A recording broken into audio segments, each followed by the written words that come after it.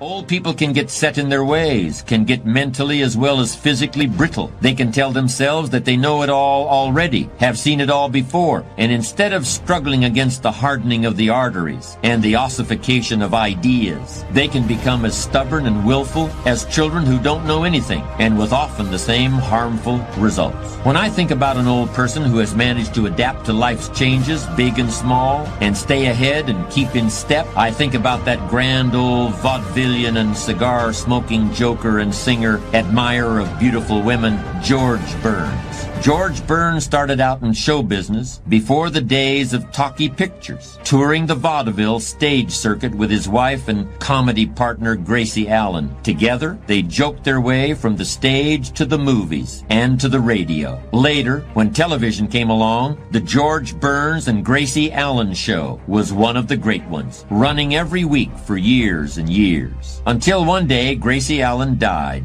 leaving George Burns alone in the world with only his cigar, a trunk full of gag lines, a few $1 million in the bank, and a lot of great memories. Did Burns retire after his wife's death? Did he crawl off and play golf until the Grim Reaper came for him? No. Burns wrote himself a new act, a new set of monologues.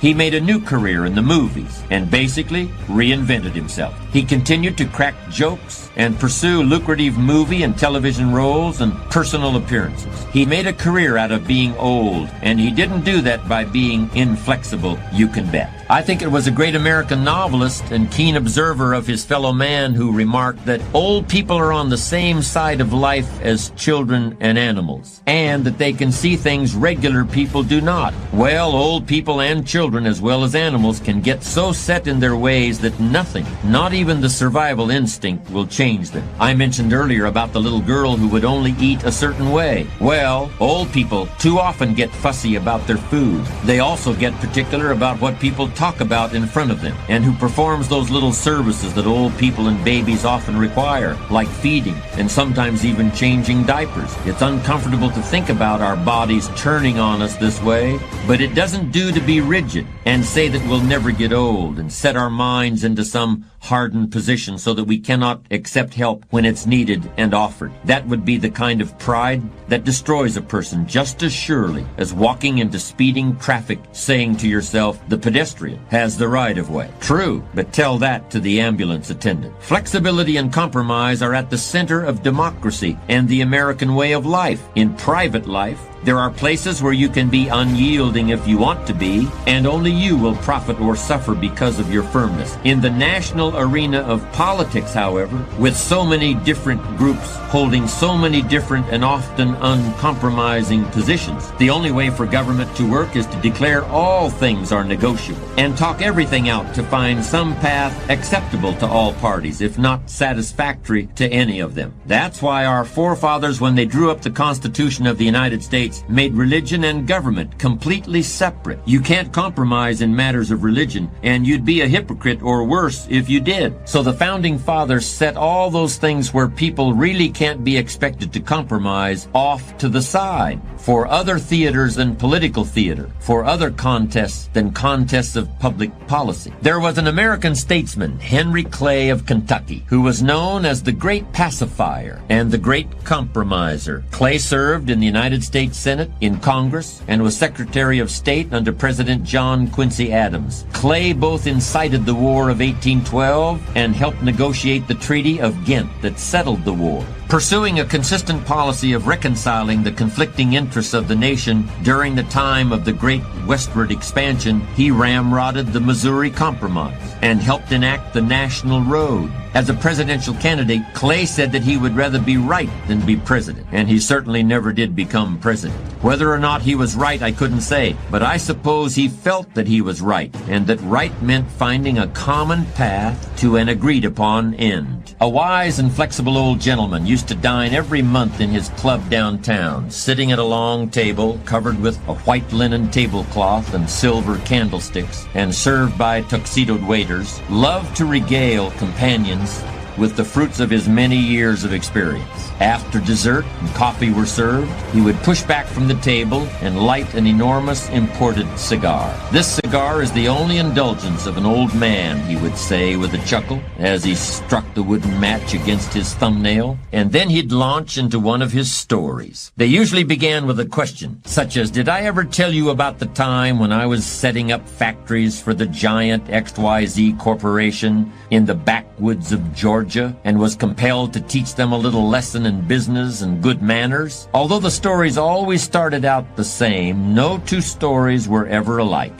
and there would always be a wealth of wisdom through example, a veritable mother lode of remarkable instruction. Well, this old man, who was so old and so wise and so flexible, has one ironclad rule for dealing with other people. This rule involved never being the first to break a bargain, and always assuming that what happened before should not happen again. He said, "If a man fools me once, I think that's not nice."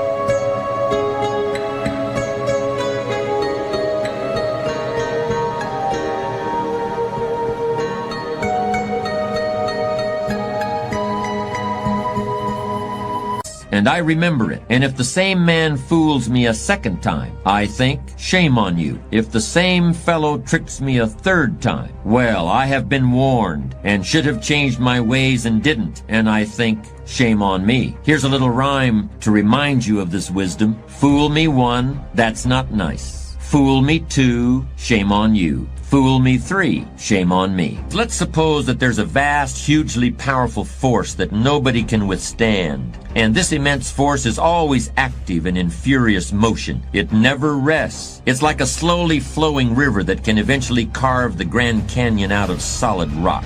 But that comparison doesn't really do it justice. The force I'm talking about is much more formidable than any river or ocean or glacier or any other natural phenomenon. Now, in trying to achieve your life's goals, would you prefer to fight against this great force? Would you want to struggle against this mighty power that has all the odds overwhelmingly in its favor? Or would you rather enlist this great power in your cause and make the inevitable work for you instead of against you? Take your time before answering.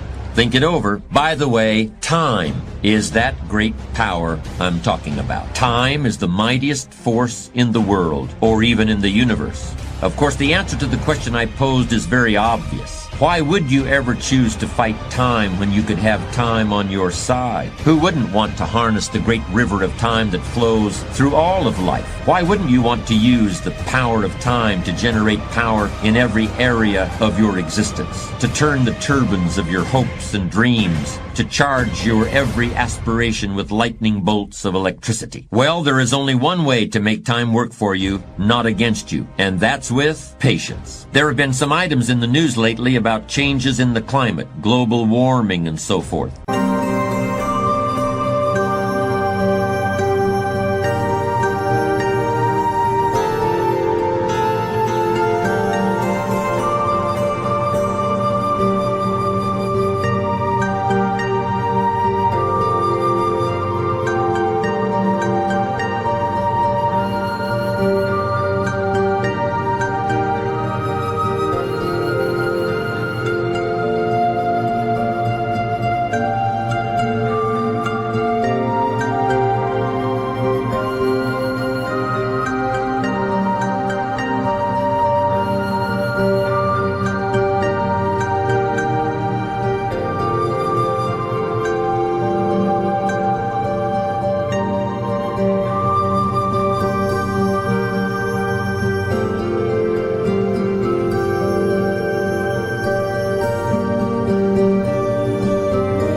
how the level of the seas will rise during the coming years and put whole communities under water that now stand high and dry. All I can tell you is that in certain parts of the country, it's been plenty hot and dry the last few summers, and I'm sure there have been times when the residents of those areas would have liked to have seen some big ocean waves come rolling across the plains. Think for a moment about any state that's in the middle of this continent, away from the coast, and ponder this question. What do you suppose it would take to turn that state into a kind of surfer's paradise? So when it gets hot, you could just go out and let the waves cool you off. For example, what would you need in order to turn Texas into California? If you take the perspective of an engineer, you'd maybe think about the water rights, the dams, and all the good stuff you'd need. The kind of undertaking that would make the Hoover Dam and Lake Mead look like a little inflatable backyard swimming pool. From that perspective, the whole notion's not only impractical, it's impossible. But if you believe everything that's been written about global warming and rising water, you realize that it isn't really an impossible proposition. In fact, some people are saying it's inevitable. You don't need any water rights or dams to see it happen either. All you need is patience. Here's another illustration of the power of patience. Imagine you're at a cottage in New England when a blizzard hits. There's more snow in less time than any other winter on record.